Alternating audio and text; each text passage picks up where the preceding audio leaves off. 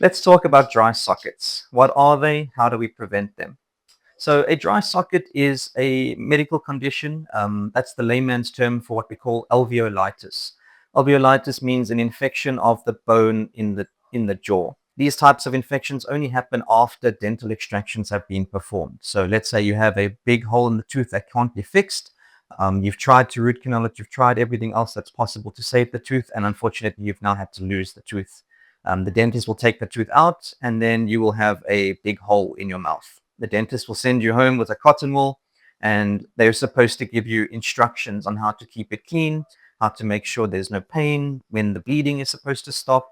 All of those things are what contributes to a dry socket happening. So essentially, if you don't keep the wound clean, which could be as simple as taking antibiotics, which is not the first line of defense. The first line of defense would be rinsing your mouth out with warm water and salt for about 5 to 7 days after having had the tooth removed, making sure that the bleeding has stopped within the first 24 hours of having had the tooth removed. Blood is the body's first defense against infection. So if your wound doesn't have good flowing blood in it, then you are going to get an infection. The second highest risk in terms of developing a post-operative infection is smoking.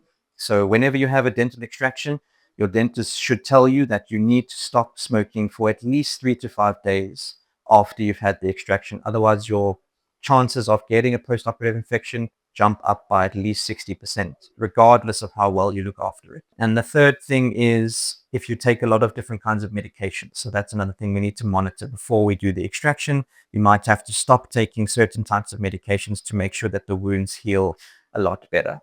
All right, guys, thanks for listening. Hope to see you soon. Your dentist, your choice.